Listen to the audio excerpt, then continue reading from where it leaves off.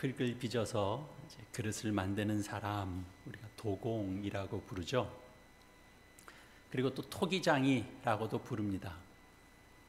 똑같이 흙을 재료로 한다고 해도 또 무엇을 첨가하고 또 그것을 굽는 또 온도를 어떻게 하느냐에 따라서 그 질그릇의 명칭이 또 달라지죠. 토기도 있고 또 자기도 있고 뭐 도기도 있고 그렇습니다. 뭐 그 중에 아마 이렇게 자기의 품질이 가장 이제 높다 이렇게 말할 수 있을 겁니다. 우리나라 역사에서도 뭐 고려 청자나 백자나 다 유명합니다. 이 도공들의 이 작업도 우리가 가만히 보면 신기합니다. 그 빙글빙글 도는 농로에 이제 흙을 올려놓고 그릇의 모양을 만들어가는 그런 과정 이렇게 지켜보고 있으면 참 신기하고요. 또 불을 지피는 작업도 마찬가지입니다. 예레미야 선지자는 오늘 본문에서 하나님을 도공, 토기장이로 비유하고 있습니다. 이스라엘 민족의 운명이 바로 이 토기장이의 손에 있는 진흙처럼 하나님의 손 안에 있다. 이렇게 지금 전하고 있습니다. 예레미야는 우리가 계속 살펴보고 있는 것처럼 눈물의 선지자라고 다른 별칭이 붙일 만큼 그런 나라와 민족을 사랑한 선지자였습니다. 그런 예레미야의 그 눈물과 그런 간곡한 애원에도 불구하고 그가 사랑하는 조국은 하나님 앞으로 돌이키지 않고 점점 하나님께로부터 멀어져 갔습니다. 큰 재앙을 피하기 위한 그런 좀 눈물 나는 노력에도 불구하고 이스라엘 백성은 돌이키지 않습니다. 예레미야가 하고 있는 여러 노력이 다 무익하게 끝나는 것으로 보여집니다. 그러니 이 선지자의 마음이 어떻겠습니까? 상할 대로 상한 마음입니다. 우리도 그런 마음 어떤 건지 알죠? 상할 대로 상한 마음입니다. 예레미야는 사실 참 모든 힘이 소진되는 것을 느끼고 있고 또 그의 앞에는 좀 어떤 하나님 안에서의 어떤 희망적인 빛보다는 하나님의 심판밖에는 사실은 보이지 않는 그런 상태입니다. 바로 그때 예레미야 선지자가 바로 이런 절망의 상황 가운데 있을 때 하나님께서는 다른 한편의 소망도 그에게 주시는 겁니다. 하나님으로부터 말씀이 임합니다. 여러분, 하나님으로부터 말씀이 임한다라는 것 그 자체는 그 담고 있는 메시지가 무엇이든지 간에 하나님의 손길 속에 있다라는 걸 우선 생각해야 됩니다. 하나님으로부터 말씀이 임합니다. 하나님께서 예레미야에게 토기장이의 집으로 내려가라 그렇게 말씀하셨습니다. 내가 거기서 내가 하나님의 말씀을 들려주리라 그런 거죠. 그래서 예레미야는 하나님의 말씀이 그렇게 들려지니까 순종합니다. 발길을 옮기죠. 토기장이의 집으로 내려갑니다. 그가 토기장이의 집에 이르렀을 때 마침 토기장이가 이제 발로 농로를 돌리고 있었습니다. 일하고 있는 중이었죠. 그런데 그 토기장이는 진흙으로 그 그릇을 또 빚다가 잘 되지 않으면 또 흙으로 또 다른 그릇을 빚고 그러고 있는 겁니다. 그것이 이제 예레미야가 하나님의 말씀에 순종해서 토기장이의 집으로 내려가서 보게 된 그런 광경입니다. 예레미야가 보고 있는 것은 우연한 사건이거나 아니면 그냥 늘 있는 단순한 일상의 사건이 아닙니다. 예수님께서 제자들에게 또 진리에 관한 말씀을 이렇게 가르치실 때도 예수님께서 종종 비유로 말씀해 주셨던 것처럼 지금 하나님께서는 예레미야에게 지금 그가 보도록 하고 있는 이 광경 역시도 하나님의 뜻과 하나님의 계시가 담겨져 있는 비유입니다. 그런데 말씀으로서 비유를 전한 것이 아니라 하나의 장면으로 하나의 사건으로서 비유인 겁니다. 그래서 이 토기장이의 행함 속에, 이 토기장이가 하고 있는 이 그 현재의 상황 속에, 그리고 예레미야로 하여금 보도록 하고 있는 그 현장 속에는 하나님의 영적인 메시지가 담겨져 있는 거죠. 그 메시지는 지금 우리에게도 동일한 하나님의 메시지가 되는 겁니다. 예레미야가 그 광경을 보면서 하나님께서 하시는 메시지를 들어야 했던 것처럼 오늘도 우리는 우리의 상황 형편 속에서, 우리 속에서 일어나는 현상들을 보면서 또 하나님의 말씀을 들어야 되는 겁니다. 동일한 하나님의 메시지입니다. 하나님은 이 그릇에 관한 하는 절대 주권을 가지고 있는 토기장이와 같이 그렇게 누구에게도 간섭받지 않는 절대적인 주권자로 계신다, 그렇게 말씀해 주십니다. 이 실제적인 사건이 비유가 되는 이 토기장의 비유는 바로 여호와 하나님과 이스라엘과의 관계, 하나님과 택함 받은 백성과의 관계를 아주 잘 선명하게 보여주는 그런 사건입니다. 먼저 토기장이가 그 농로에서 작업을 하죠. 농로라고 하는 것은 도자기를 만드는 둥근 회전판 같은 겁니다. 발로 돌리고 또 손으로 그 위에서 진흙을 능숙하게 이렇게 다루게 되는 그런 기구입니다. 아무런 모양새가 없었던 진흙 덩어리가 어느새 토기장이의 손에서 그럴듯한 그릇이 만들어지는 그런 이제 현장을 보게 되죠. 토기장이의 손에서 그 손을 통해서 실제적인 모습으로 나타나지게 됩니다. 여러분, 성경 안에는 이른바 토기장이 사상이라고 하는 것이 여러 곳에서 등장합니다. 이 토기장이로서의 여호와 하나님의 이미지, 이것은 바로 하나님에 대한 적절한 비유로 종종 등장한다라는 겁니다. 우선 창조 과정에서 그렇죠. 우리 창세기 2장에 보면 여호와 하나님께서 땅의 흙으로 사람을 지으셨다, 이렇게 말씀하고 있습니다. 토기장이와 같이 그 젖은 흙을 통해서 사람을 빚으시는 것으로 인류가 시작되었다라는 것, 성경이 우리에게 밝히는 내용입니다. 이미 창조 과정 속에 하나님의 그 예민한 손길을 통해서 바로 인간이 만들어졌기 때문에 그 손길 속에서 인간은 뗄래야 떼어놓을 수가 없습니다. 그리고 그것은 또 이사야 선지자를 통해서는 이렇게 고백되어집니다. 여호와여, 이제 주는 우리의 아버지시니다. 우리는 진흙이요 주는 토기장이시니 우리는 다 주의 손으로 지으신 것이니이다. 이사야 64장에 나오는 대목입니다. 그 손길은 창조 과정에서만 나타나는 것이 아니고 이 선택하는 과정 속에서도 바로 주권적으로 나타난다라는 거죠. 또 사도 바울이 그래서 이렇게 증거합니다. 토기장이가 진흙 그 한 덩어리로 하나는 귀히 쓸 그릇을, 하나는 천히 쓰일 그릇을 만들 권한이 없겠느냐? 이렇게 반문하기도 합니다. 그 말은 뭐죠? 그럴 권한이 있다라는 것입니다. 그런 주권적인 능력을 행사할 수 있다라는 겁니다. 그러니까 이 예레미야를 통해서 보게 하신 이 실제 사건으로서 이 토기장이가 행하고 있는 그 행동 속에서 나타나지고 있는 비유는 이 또 다른 강조점이 있는데요.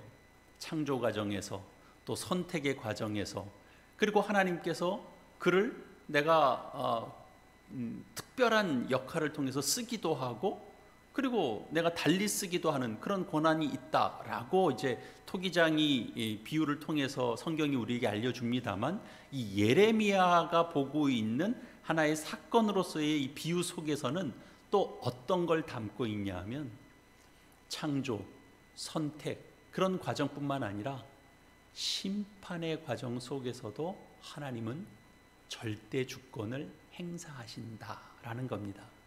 그것이 어떻게 묘사되었습니까? 오늘 4절에서 보는 바와 같이 진흙으로 만든 그릇이 토기장이의 손에서 터질 때 그가 그것으로 자기 의견에 좋은 대로 다른 그릇을 만드시는 것, 그것으로 비유됐습니다. 그때 여호와의 말씀이 이렇게 임합니다. 6절이죠. 이스라엘 족속아, 이 토기장이가 하는 것 같이 내가 능히 너희에게 행하지 못하겠느냐. 이스라엘 족속아, 진흙이 토기장이의 손에 있음 같이 너희가 내 손에 있느니라. 이 토기장이가 하는 것 같이 내가 너희에게 행사하지 못하겠는가? 이렇게 말씀하시는 것, 이것은 분명 이스라엘의 심판에 관한 비유의 말씀이 아닐 수 없습니다. 그래서 두렵고 떨릴 수밖에 없는 겁니다. 그러나 이 말씀이 또 어떻게 이 기운이 다할 대로 다하고 좌절하고 있는 예레미야에게 단지 그 절망에 그냥 기름을 붓는 것이 아니고 절망과 좌절 속에서도 한 줄기 빛과 소망의 말씀이 될 수 있을까 하는 겁니다. 창조하시고 선택하시고 그리고 세우시고 하는 이런 모든 것들에 주도적으로 하시는 그 하나님이시지만 심판의 과정 속에서도 또는 심판하시기도 하시고 망하게도 하시는 분이 또한 하나님이십니다. 그 하나님의 절대적인 주권, 그것이 예레미야에게나 그리고 또한 우리에게나 이런 내용들을 확인할 때 때로는 우리에게 가혹하게 들릴 수도 있지만, 그러나 이 말씀 속에서 하나님의 열심을 볼 수 있어야 됩니다. 진흙이 토기장이의 손에 있음과 같이 너희가 내 손에 있느니라. 내 손에 있다라는 겁니다. 이 말씀이 의미하는 바를 우리가 바로 깨닫고 우리 마음에 좀 온전히 새길 수 있어야 합니다. 우리는 우선 이런 절대 권한에 관한 내용을 접하면 우리는 대번에 가장 먼저 떠오르는 것이 있습니다. 그건 횡포입니다. 절대 권한이 있고 절대 주권을 가지면 우리 생각에 먼저 일어나는 것, 횡포죠. 인간 사회에서 너무나 많이 봐왔기 때문에 그렇습니다. 인간 역사 속에 수없이 많이 반복된 것이기 때문에 그렇습니다. 절대 권한이 있다? 그러면 우리는 당장 두려운 마음이 먼저 듭니다. 그러나 하나님은 절대 주권자이시지만, 그러나 하나님은 아버지의 마음을 가지고 계신 분이십니다.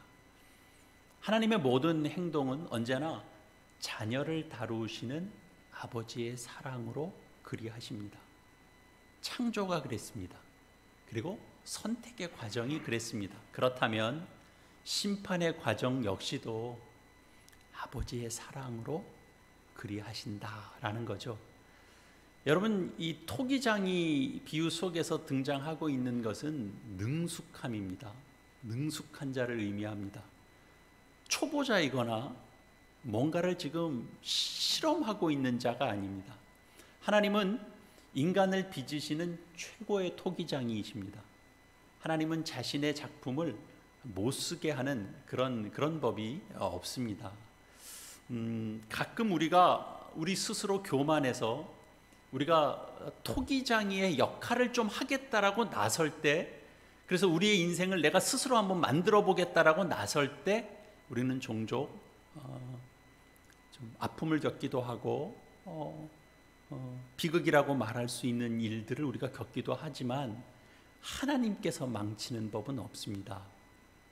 그러나 우리가 이 말씀을 좀 잘 들여다보면 우리가 좀 의아스럽게 여겨지는 부분이 있죠. 진흙으로 만들어진 그릇이 토기장이의 손에서 터지는 일이 발생하고 있는 겁니다. 분명 토기장이는 지금 초보가 아니고 실험 과정도 아닌데 토기장이의 손에서 그릇이 터지는 걸 예레미야가 보는 것이거든요. 그러면 그 책임은 누구에게 있는 것입니까? 사실 이 비유 속에서는 그 부분에 대한 충분한 답을 다 제공해 주고 있지는 않습니다. 다만 하나님께서 이 토기장이의 모습을 하나님과 이게 비유적으로 연결시키고 있다라고 하는 그 의도 자체가 정교하고 능숙한 그런 기술로 자기 백성을 다스리고 있는 하나님을 묘사하고 있습니다. 그런데 그 속에서 그 토기장이의 손에서 그 손에 들려져 있는 그 점토가 주인의 의도에 저항해서 스스로 무너지고 있는 것 같은 그런 현상을 지금 묘사하고 있는 겁니다. 여러분 혹시 여러분도 실제로 이렇게 도자기 만드는 체험을 한번 해보셨는지 모르겠는데요. 정말 해보면 의도되지 않게 정말 이게 터진다라는 말이 딱 들어맞을 정도로 그 잘못되면 폭삭 잘 돌고 있다가 뭔가 이 손의 압력이나 뭐가 잘못될 때 그냥 폭삭 무너져 버리는 순간적으로 한순간에 다 망가지는 그런 것들을 이제 보게 됩니다. 경험하신 분도 있을 겁니다. 그런데 그런 일은 분명 익숙하지 못한 초보자들에게서나 일어나는 일이지 능숙한 사람에게서는 그렇게 폭삭 무너지는 일은 일어나지 않습니다.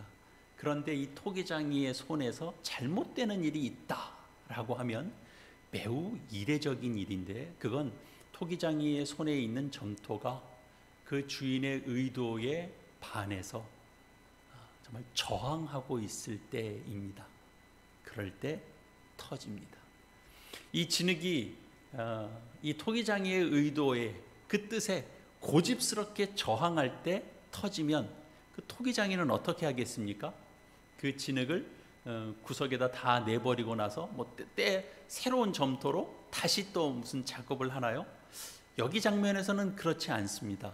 4절 말씀 다시 한번 보시면 진흙으로 만든 그릇이 토기장이의 손에서 터짐에 그가 그것으로 자기의 의견에 좋은 대로 다른 그릇을 만들더라입니다. 한마디로 말하면 그 흙을 가지고 또 다시 다른 그릇을 만든다라는 겁니다.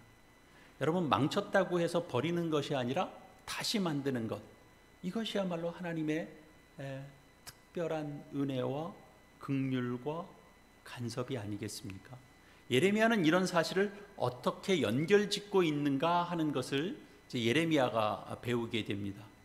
하나님의 의도를 좌절시키고 있는 백성이 있구나라는 걸 보고 있는 거죠. 하나님의 손길에 저항하고 있는 인간이 있구나, 자기 백성이 있구나라는 것을 보게 되는 겁니다. 그리고 가장 중요하게는 하나님께서 그와 같은 이스라엘 백성을 또 다시 만드시는 그 과정도 있다라는 사실을 보게 됩니다. 물론 다른 그릇도 만드십니다. 그러나 그 속에 예레미야가 보고 있는 것이 있습니다. 너희가 내 손에 있다라고 하는 것. 그건 우리는 횡포요, 협박이요, 공포로서 더 많이 들립니다. 너 내 손에 있어. 너 꼼짝 마. 그러면 그건 다 횡포입니다. 협박입니다. 그러나 여기 하나님께서 말씀하고 있는 너희는 내 손에 있다라고 하는 것은 내가 결코 포기하지 않는다, 그런 의미입니다. 설령 망가져 쓸모없게 되었을지라도 내가 버리지 않는다. 내가 다시 반죽한다. 내가 다시 그릇을 만든다. 내가 다시 작업을 한다. 내가 내 손으로 다시 그릇을 빚어낸다라는 거죠. 그 일을 언제까지 할 것이냐라고 묻는다면 내가 다시 만든 그것을 보고 이를테면 만족할 때까지 하는 겁니다. 토기장이가 그렇지 않습니까? 내 손에 만족할 때까지 그 그릇을 빚는 겁니다. 그 뜻과 목적이 담겨져 있는 것, 그것이 바로 지렁이 토기장이의 손에 있음과 같이 너희가 내 손에 있느니라 입니다. 여러분, 우리 모두는 빚어지는 존재입니다. 우리 스스로 내 존재를 빚지 않습니다. 진흙은 토기장이의 손에 들려 있을 때 가치가 있는 겁니다. 우리의 존재의 가치는 우리의 어떤 업적에 있지 않고 하나님에 의해서 빚어질 때 가장 아름답고 가장 가치가 있습니다. 여러분, 예레미야가 토기장이의 집에서 어떤 안타까움도 보고 두려움도 보지만 그 속에서 희망과 소망을 볼 수 있었던 가장 큰 이유는 그릇이 엉망이 되었지만 그 진흙이 아직 토기장이의 손에 있다라는 사실 때문에 그렇습니다. 여러분, 우리가 모두 다 높은 이상과 기대를 가지고 인생을 출발합니다. 그 기대와 소망이 없는 인생 없습니다. 그러나 우리의 인생의 여정 속에서 좌절도 겪고 그리고 패배도 맛볼 때가 있습니다. 하나님께서 내게 멋진 그릇으로 그럴듯한 자리에서 귀한 그릇으로 대접받는 그런 자리에 그런 대접받는 그릇으로서의 그런 인생을 살게 하시는 것이 아니고 놀라기도 하고 충격을 받기도 하고 또 실패도 맛보고 방황도 하게 되는 그런 순간도 걷게 하십니다. 마치 깨진 그릇과 같고 또 엉망이 된 그릇과 같은 그런 시간도 통과하게 하십니다. 그러나 그 가운데 속에서도 그 속에서도 소망이 있다라고 하는 것, 앞에서 우리가 확인한 것처럼 그 진흙이 아직 토기장이의 손에 있다라는 사실이죠. 성경 속에는 여러분, 망가진 그릇을 하나님께서 다시 만드시는 예는 수없이 많이 나옵니다. 그 대표적인 한 사람을 들라라고 하면 우선 야곱을 들 수 있을 겁니다. 야곱이라는 이름의 뜻, 속이는 자, 강탈하는 자입니다. 그는 삐뚤어진 인생을 살죠. 그 인생에서 가장 최대의 그 위기를 맞기 전에 그는 지난 시간 동안, 한 20여 년 동안을 늘 속이고, 그리고 또 삼촌 라반을 통해서는 또 속임을 당하면서 그렇게 살았습니다. 그때 하나님은 그를 정말 어디 도망갈 곳이 없는 구석으로 사실은 내모십니다. 그때까지 야곱은 하나님을 거스리고 하나님을 속이는 자로 자기 방식을 추구하면서 살았습니다. 마침내 하나님 앞에서 그는 삶의 큰 좌절을 경험합니다. 그리고 하나님 앞에 두 손을 들게 되는 그런 시간들을 겪죠. 그리고 하나님은 그를 이제 속이는 자, 강탈하는 자, 사기꾼, 그런 이름에서 하나님의 사람으로 하나님께서 바꾸어 가시죠. 그렇게 새롭게 빚어갑니다. 그의 이름을 바꾸십니다. 그의 존재를 바꾸십니다. 그런데 야곱만이 아닙니다. 우리가 잘 아는 모세도 사실은 왕국에서 최고의 교육을 받던 그런 인생 아니었습니까? 그러나 그가 일순간 살인자의 인생이 되어서 사실은 일순간에 망가진 인생이 됩니다. 그리고 그는 도망자의 인생을 살 수밖에 없었고 광야로 숨어 들어가서 40년이라는 시간을 보내게 됩니다. 그러나 그 속에서 모세는 참된 하나님의 사람으로서 빚어져 갑니다. 여러분, 다윗도 그렇습니다. 골리앗을 물리친 시대의 영웅이었죠. 하나님으로부터 기름 부음 받은 자였습니다만 또 여러 가지 어려움도 겪고 공고함도 겪으면서 참 많이 이렇게 고난도 겪는 인생을 살았습니다. 그리고 또 실패도 경험합니다. 그러나 그럼에도 하나님의 손길이 그의 인생과 함께 했기 때문에 하나님은 다윗이라는 인생을 다시 또 빚어내시죠. 베드로도 그렇습니다. 다혈질의 소유자, 쉽게 대답하고는 그리고 지켜내지 못하는 그런 삶을 살았던 그런 인생의 과정들이 있었습니다. 그가 예수님과 함께 하고 있는 자라고 지목받는 그 유대인들 앞에서는 철저하게 망가진 사람이 되고 말입니다. 그런 모습이 자기 속에 있을 것이라고는 한 번도 생각해 보지 못했을 겁니다. 내가 주를 모른다라고 3번 부인하는 그런 철저하게 하나님 예수 그리스도를 부인하는 그런 인생을 살게 되죠. 그러나 주께서는 그 역시도 그 망가진 자리에서 다시 빚어내십니다. 성경이 이야기하고 있는 것은 무엇입니까? 하나님은 자기 백성을 다시 빚어내신다라는 겁니다. 하나님의 손에서 빚어지는 것, 그것을 거부하고 고집하면 그럼 망가질 수밖에 없습니다. 그건 터집니다. 그러나 하나님 포기하지 않습니다. 다시 농로에 올려놓고 빚어 가시는 그 일을 다시 하십니다. 하나님의 목적하시는 바는 바로 하나님의 백성이 하나님의 걸작품이 되는 자리까지입니다. 그 자리는 그래서 매우 쓸모있는 사람이 되도록 하나님께서 만드시겠다, 그런 것이기보다는 하나님의 걸작품이라는 건 다른 것 아닙니다.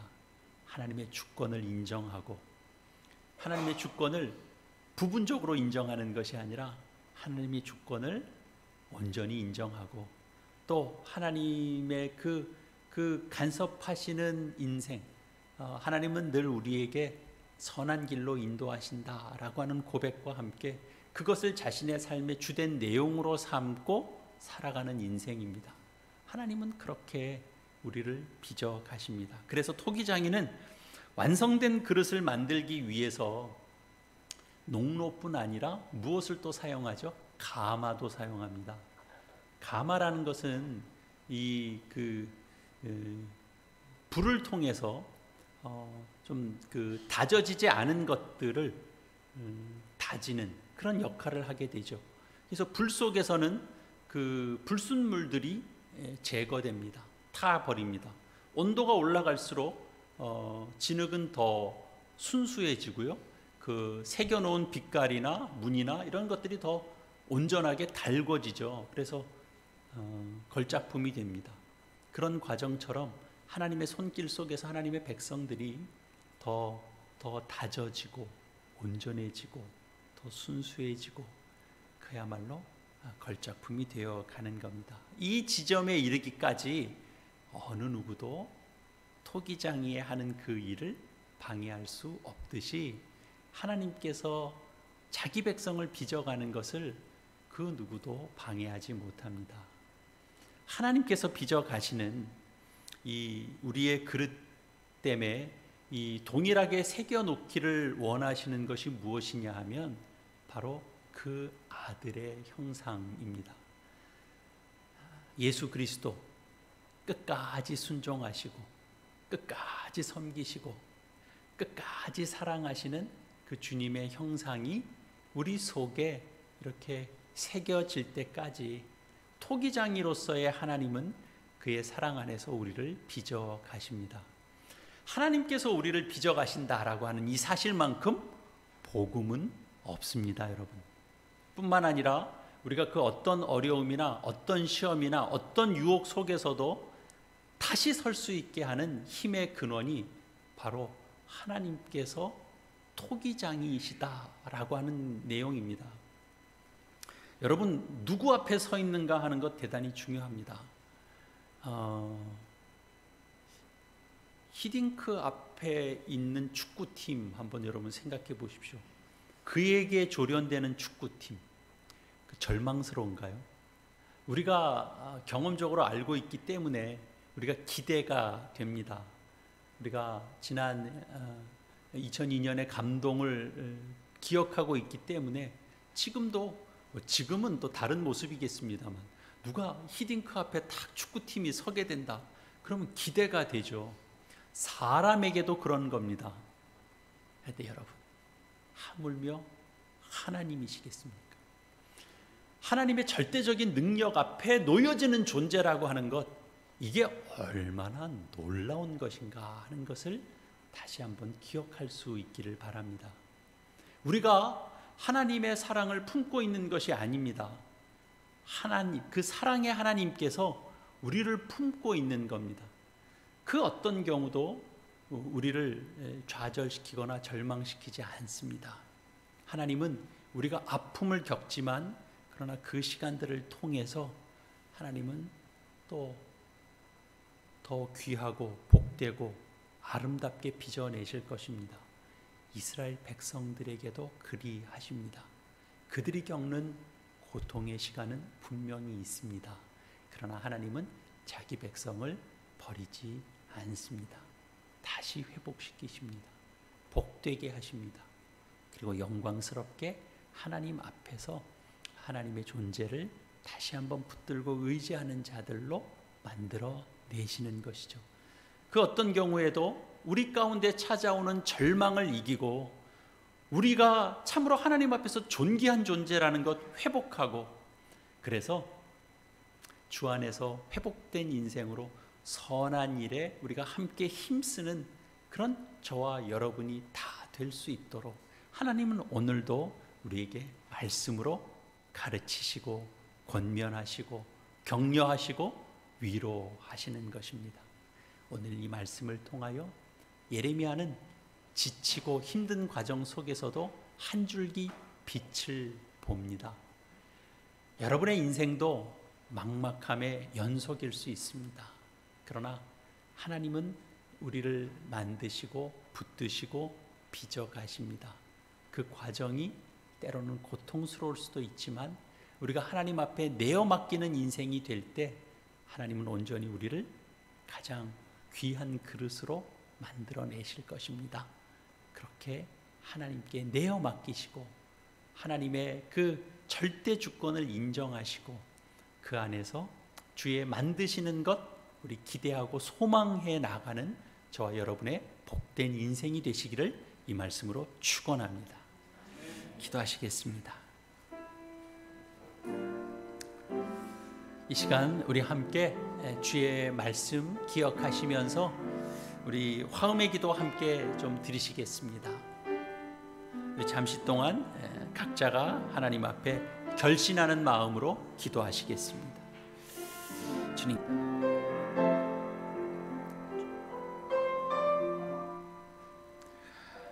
하나님 아버지 은혜를 감사합니다. 저희의 인생이 모태에서부터 하나님의 뜻과 목적 안에서 이루어진 인생으로 부르시고 이 땅에서도 주를 믿고 따르고 섬기는 참으로 귀하고 복된 인생 되게 해주셔서 감사합니다. 저희의 존재가 하나님의 손길 속에 붙들려 있고 하나님의 손에 의해 빚어져가는 존재인 것 기억하게 해주셨사오니 저희의 삶 속에서 하나님께서 손댄 흔적이 있는 그런 귀한 인생 살게 하여 주시옵소서. 저희의 모든 것이 하나님의 손에 사로잡힘으로 우리의 미련함조차도 세상에 그 강한 것을 부끄럽게 하는 하나님의 걸작품으로서 귀하고 복된 인생이 되도록 하나님 친히 간섭하여 주시옵소서. 그래서 하나님을 영화롭게 하는 하나님의 복된 통로가 되게 하여 주시옵소서. 예수님의 이름으로 기도합니다. 아멘.